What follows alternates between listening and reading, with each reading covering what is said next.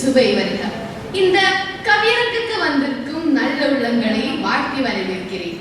கவிஞர் இளமை அவர்கள் எழுதிய கல்லறை வெளிச்சம் என்ற நூல் என்றெடுத்த தமிழனாய் வாழ்வோம் தமிழுக்காய் வாழ்வோம் இந்த கவி வரிகளை உங்களுக்காக மொழிகிறேன்.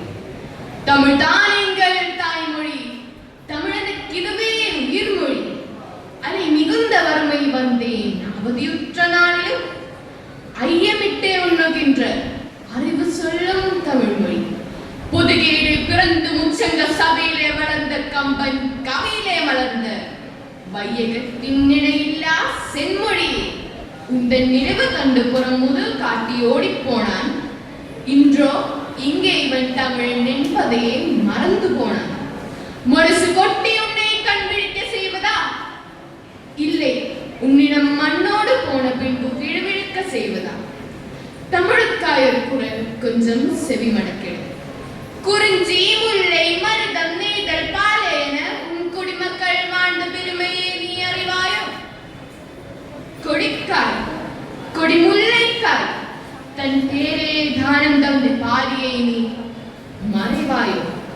நெற்றி கண் துறப்பினும் குற்றம் குற்றமே என்று ஈசனிடம் பாதித்த முச்சங்கத்தின் முத்தெழுப்புள்ளவர் நக்கீரரை நீ அறியாமல் போனாயோ?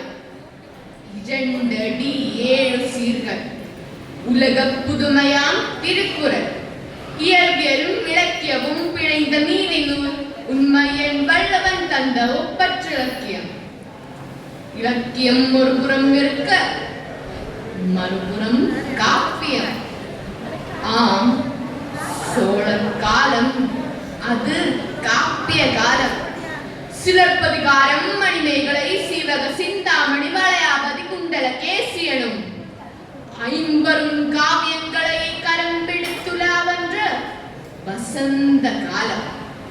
இப்படியான் சிங்கங்கள் ஒரு முனையில் கர்ச்சிக்க மறுமுனையில் என் தமிழ் மூதாட்டி அவ்வை அத்திச்சூடியில் அறநெறி காட்டி நெல்லியே கொடையாய் வென்று சுட்ட பலர்த்திக்கும் சுடாத பலர்த்திக்கும் நிலை தேடியா உன் பாட்டியை நீ அறிவாயோ தமிழா மறைவாயோ தமிழா?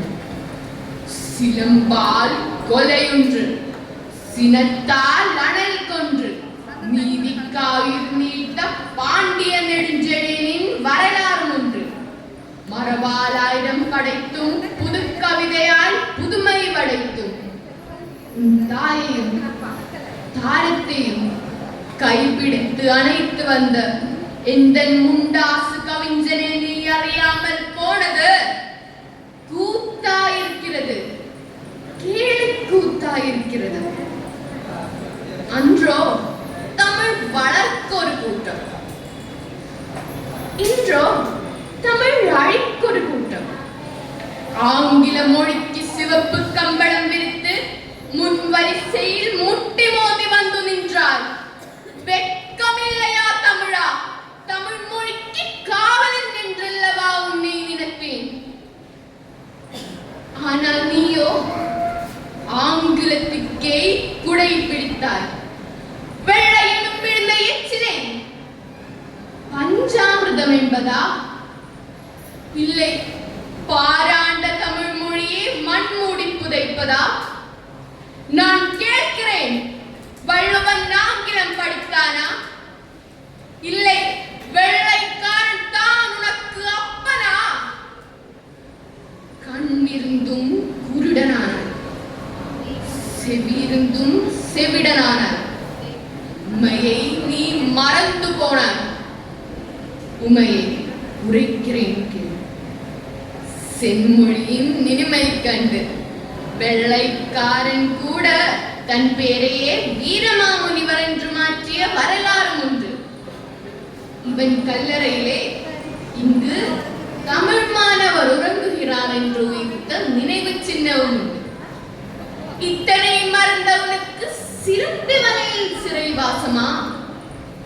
போதும் தமிழா போதும், பிதற்று பிதற்று நாள் கழித்தது போதும். தமிழுக்காயுறுது, தமிழினத்துக்காயுறுது.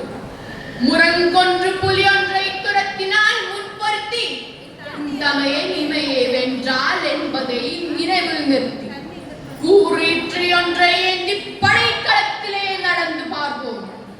மார்புகளிலே பாய்ந்து ஓடுவோம். எதிரியின் வில்லுக்கும் முன்புக்கும் மார்பொன்றை களம் என்று காட்டுவோம். மரணமே வரும் என்று பயம் என்றால் நாம் எல்லாம் தமிழ் தாய்க்காய் பிறந்தவர்களாக இருக்க மாற்றோம். போர் முனையில் வீழ்வது நாமாக இருப்போம். வாழ்வது தமிழாக இருக்கட்டும். நன்றி.